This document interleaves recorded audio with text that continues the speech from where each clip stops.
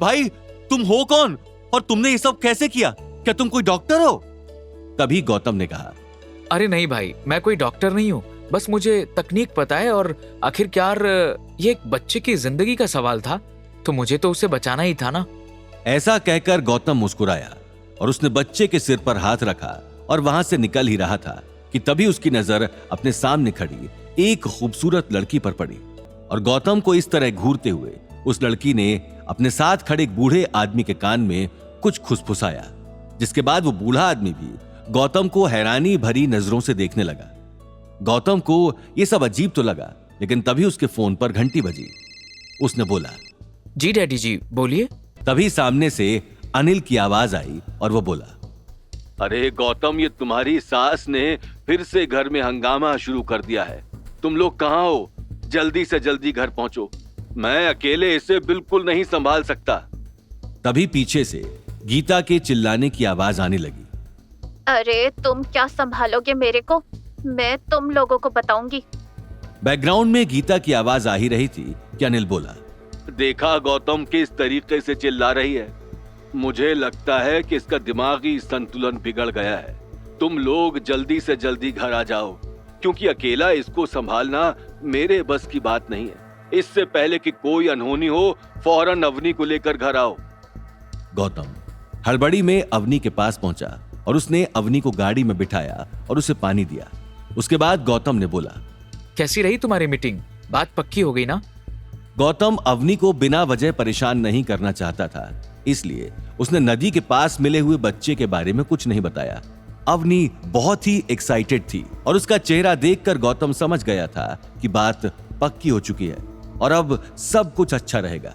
तभी अवनी अपनी बात शुरू करते हुए बोली, असल में गौतम, उनकी कुछ ऐसी शर्तें थी जो मुझे सही नहीं लगी। मतलब वो लोग ना कुछ ज्यादा ही जनरस थे।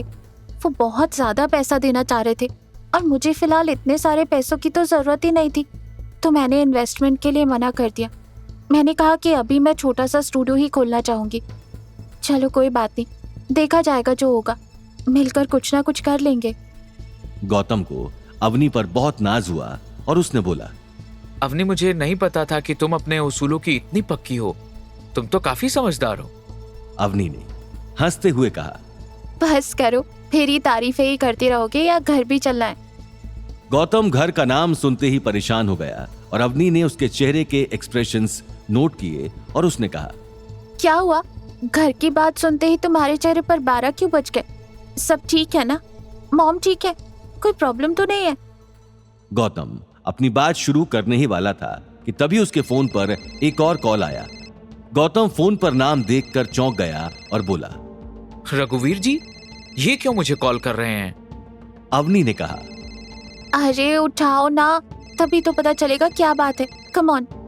गौतम ने जैसे ही कॉल उठाया, रघुवीर से 5 से 10 सेकंड बात सुनने के बाद उसके तो जैसे होश ही उड़ गए और वो बोला, जी रघुवीर जी, आप ही के घर हैं, मैं भी पहुंच रहा हूं। बस मुझे कुछ देर का वक्त दीजिए, मैं फौरन आपके घर पहुंचता हूं। आप उसका ख्याल रखिएगा, मुझे उसकी बहुत चिंता हो रही है, प्लीज।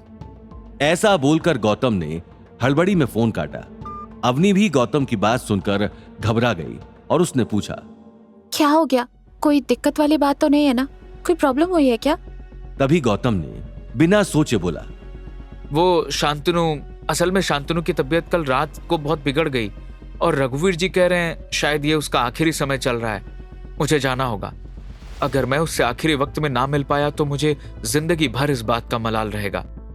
अवनी ने गौतम का हाथ पकड़ते हुए कहा, सिर्फ तुम ही नहीं, मैं भी जानना चाहती हूँ। आखिरकार ये सब मेरे घर वालों का ही तो किया धरा है, मुझे भी इसकी भरपाई करनी होगी।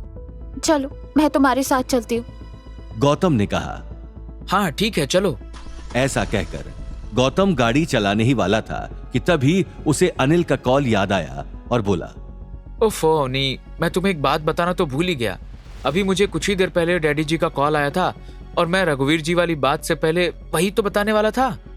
जब तुम मुझे पूछ रही थी कि घर का नाम सुनते ही मेरे चेहरे पर 12 क्यों बज गए, असल में मम्मी जी ने घर में फिर से हंगामा मचा दिया है और मुझे उनकी आवाजें भी आ रही थी।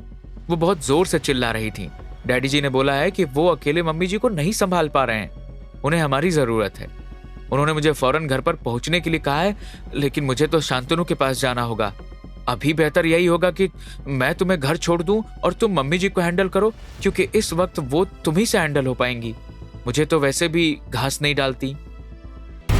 आगे की कहानी जानने के लिए देखिए अगला एपिसोड सिर्फ पॉकेट एफएम के यूट्यूब चैनल पर और रॉयल वारिस के सारे एपिसोड्स को सुनने के लिए डिस्क्रिप्शन में दी लिंक से डाउनलोड करें पॉकेट एफएम ऐप।